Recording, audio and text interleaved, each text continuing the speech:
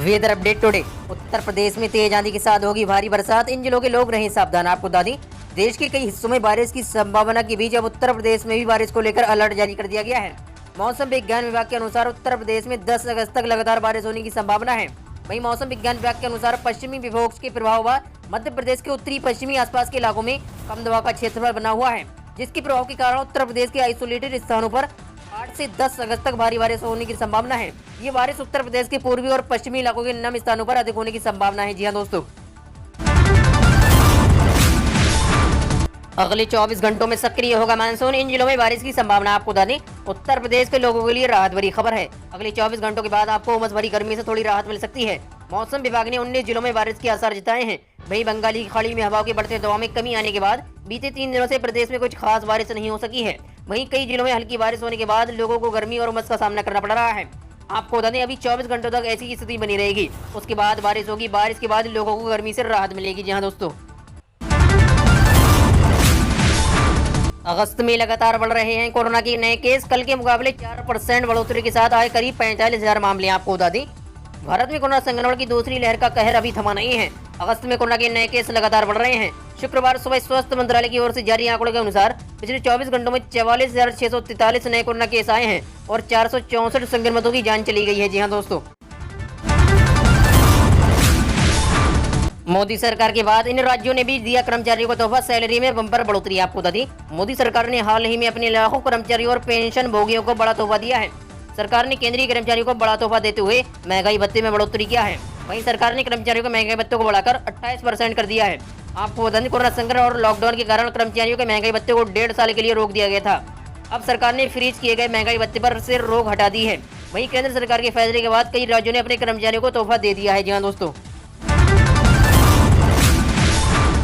15 अगस्त से बदलने वाला है बैंक अकाउंट से जुड़ा ये नियम, जान लीजिए, नहीं तो रुक जाएगा आपका पेमेंट। आपको बता दें, चेक के जरिए पेमेंट को लेकर होने वाले फ्रॉड पर काबू पाने के लिए भारतीय रिजर्व बैंक ने पॉजिटिव पे सिस्टम को 1 जनवरी 2021 से लागू कर दिया था, लेकिन अब 15 अगस्त से इसे अनिवार्य कर दिया जाएगा। वहीं पब्लिक सेक्टर के इंडियन बैंक ने अपने ग्राहकों को इस बारे में अलर्ट भेजना शुरू कर दिया है। वहीं बैंक ने अपने ग्राहकों को मैसेज भेजकर बताया है कि 15 अगस्त 2021 से 2 लाख रुपए या इससे ज्यादा के चेक पर पॉजिटिव पे सिस्टम यानी कि पीपीएस लागू कर दिया जाएगा। जी हाँ दोस्तों, इलाहाबाद हाईकोर्ट का बड़ा आदेश, 15 साल से ज्यादा उम्र की पत्नी से शारीरिक संबंध बनाना रेप नहीं। आपको बता दें, इलाहाबाद हाईकोर्ट ने एक आदेश में कहा है कि आईपीसी की धारा 375 में संशोधन के बाद 15 वर्ष से अधिक आयु की पत्नी के साथ यौन संबंध बनाना दुष्कर्म की श्रेणी में नहीं आता है। इसी के साथ कोर्ट ने दहेज के लिए पत्नी को प्रताड़ित करने और अप्राकृतिक यौन संबंध बनाने के आरोपी मुरादाबाद के खुशाबी अली की जमानत मंजूर कर ली है। जी हाँ दोस्तों,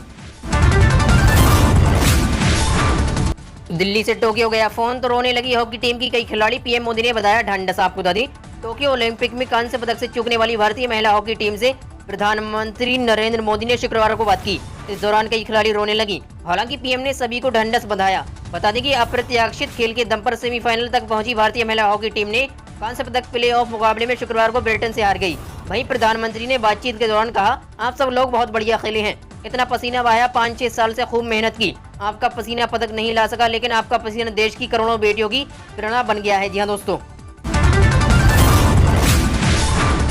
योगी सरकार की कार्रवाई से बड़ी मुख्तार अंसारी की बेचैनी। आपको बता दें, योगी सरकार में अपने ऊपर लगातार शिकंजा कसने से बांदा जिले के मंडल कारागार में बंद गैंगस्टर एवं माफिया मुख्तार अंसारी परेशान है। गाजीपुर जिले में साली और लखनऊ के गोमती नगर में पत्नी अफशा अंसारी की संपत्ति बुधवार दोपहर को किए जाने के बाद मुख्तार ने शाम को जेल से स्वजन को फोन लगा 5 मिनट तक बातचीत की। जी हाँ दोस्तों, जब अखिलेश ने की योगी आदित्यनाथ सरकार की तारीख, बोले महिला सुरक्षा में उत्तर प्रदेश सरकार नंबर 1। आपको बता दी, आबादी के हिसाब से देश के सबसे बड़े राज्य उत्तर प्रदेश में आगामी वर्ष 2022 में होने वाले विधानसभा चुनाव को लेकर सियासी पारा बढ़ता जा रहा है। आरोप प्रत्यारोप में लगे नेतागण कभी कभी कुछ अलग ही बयानबाजी दे जाते हैं। इसी क्रम में भारतीय जनता पार्टी के कट्टर आलोचक व समाजवादी पार्टी के अध्यक्ष अखिलेश यादव की जुबान ही फिसल गई और उन्होंने योगी आदित्यनाथ सरकार की तारीफ कर डाली। जी हाँ दोस्तों, आरबीआई ने बदले बैंक खातों से जुड़े ये नियम 31 अक्टूबर तक निपटाना होगा ये काम, वरना अकाउंट हो जाएगा बंद। आपको बता दें, केंद्रीय bank reserve bank of India ने बैंकों के करंट खाते को लेकर नियमों में बदलाव किया है।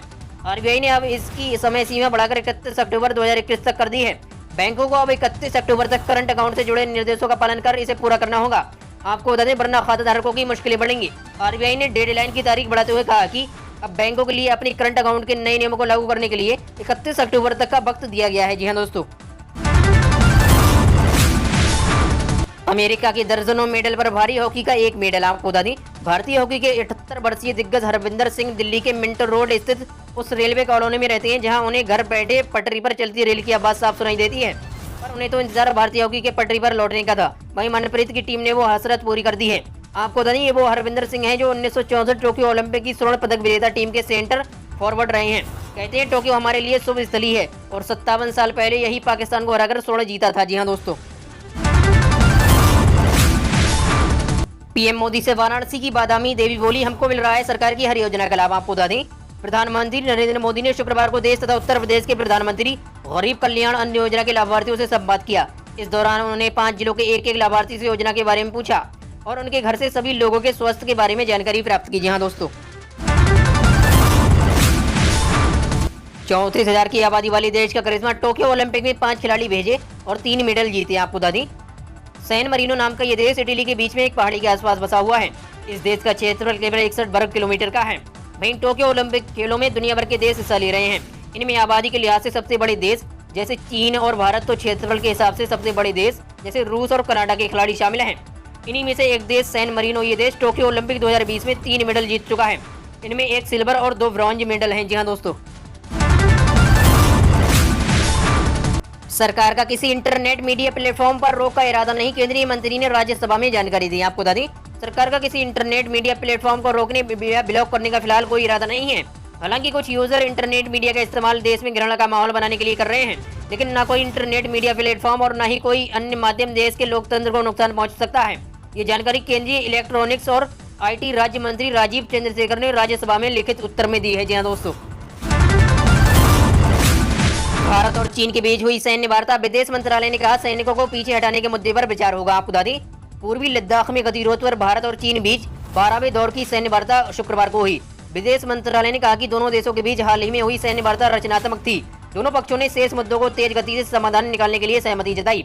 बता दें कि भारत और चीन बीच ये उच्च स्तर सैन्य वार्ता पिछले 3.5 महीने से ज्यादा समय के बाद हुई। जी हाँ दोस्तों, गोल्ड प्राइस टुडे, सोने की कीमतों में भारी गिरावट। देखिए आपके शहर में कितना है 10 ग्राम गोल्ड का दाम। आपको बता दें, कोरोना महामारी का असर सोने पर भी पड़ा है, जिसकी वजह से पिछले साल के मुकाबले सोना इस साल काफी सस्ता बिक रहा है।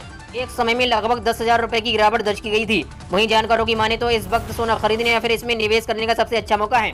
पिछले कुछ दिनों से सोने के दामों में लगातार गिरावट देखी जा रही है। वहीं शनिवार को भी सोने की कीमतों में भारी गिरावट दर्ज की गई है। 7 अगस्त को 10 ग्राम के भाव 47,847 रुपए पर आ गया है। वहीं चांदी में भी गिरावट दर्ज की गई है। जी हाँ दोस्तों, 12 करोड़ लोगों की जाग गई किस्मत। 9 अगस्त को खाते में आएंगे इतने 1000 रुपए। फटाफट जानिए डिटेल। आपको बता दें, कोरोना वायरस संक्रमण महामारी की दूसरी लहर में जिंदगी के साथ साथ कारोबार जगत को भी बड़ा आर्थिक नुकसान भुगतना पड़ा है। हर किसी के सामने आर्थिक संकट बना हुआ है। सरकार की ओर से भी गरीबों की मदद को राशन देकर सहायता की जा रही है। ऐसे में मोदी सरकार एक बार फिर लघु सीमांत किसानों पर मेहरबान होने जा रही है। वहीं सरकार PM किसान सम्मान निधि योजना के तहत किसानों के खाते में 9वीं किस्त खाते में ट्रांसफर करने जा रही है। इस योजना के तहत सरकार की ओर से अब तक किसानों के खाते में 2000 रुपए की 8 किस्त भेजी जा चुकी है। जी हाँ दोस्तों, school reopening date today. Uttar Pradesh में 16 अगस्त से खुलेंगे स्कूल, जल्द जारी होगी गाइडलाइन। आपको बता दें, कोरोना संक्रमण के नए मामलों में कमी के बीच गुरुवार को योगी सरकार ने बड़ा फैसला लिया है। टीम 9 की बैठक में तय किया गया कि 16 अगस्त से कक्षा 6 से कक्षा 12 तक के सभी सरकारी और गैर सरकारी स्कूलों को खोला जाएगा। वहीं सरकार ने फिलहाल 50% हाजिरी के साथ स्कूल खोलने की इजाजत दी है। इसके साथ ही 1 सितंबर से उच्च शिक्षण संस्थानों को भी खोलने की तैयारी है। वहीं गुरुवार को टीम 9 की बैठक में यह फैसला हुआ है। वहीं जल्दी इसकी विस्तृत गाइडलाइन जारी कर दी जाएगी। जी हाँ दोस्तों, मुहर्रम पर न ताजिए निकलेंगे और न ही जुलूस। उत्तर प्रदेश में योगी सरकार का फरमान जारी है। आपको बता दें, उत्तर प्रदेश की योगी आदित्यनाथ सरकार की ओर से मुहर्रम के लिए राज्य के DGP मुकुल गोयल ने गाइडलाइन जारी कर दी है। इस गाइडलाइन के मुताबिक 19 अगस्त को प्रशासन ने किसी भी तरीके का जुलूस निकालने पर रोक लगा दी है। इस बार कोविड के मद्देनजर जिलों में मुहर्रम जुलूस की इजाजत नहीं दी गई है। वहीं DGP ने इसको लेकर जिलों के पुलिस अधीक्षकों को निर्देश जारी कर दिए हैं। आपको बता दें, DGP ने पुलिस अधीक्षकों को मौलानाओं से संवाद बनाने, सभी अहम स्थलों की तलाशी लेने, बीट स्तर पर हालातों का परीक्षण कर व्यवस्था बनाने के निर्देश दिए हैं। जी हाँ दोस्तों, ऐसे ही रोज डेली उत्तर प्रदेश समाचार से अपडेट रहने के लिए अभी सब्सक्राइब करें हमारे यूट्यूब चैनल DL न्यूज़ तक को। मिलते हैं नेक्स्ट वीडियो में, तब तक के लिए जय हिंद, वंदे मातरम। और बने रहेगा हमारे यूट्यूब चैनल DL न्यूज़ तक में ऐसे ही रोज डेली उत्तर प्रदेश समाचार से अपडेट रहने के लिए। धन्यवाद।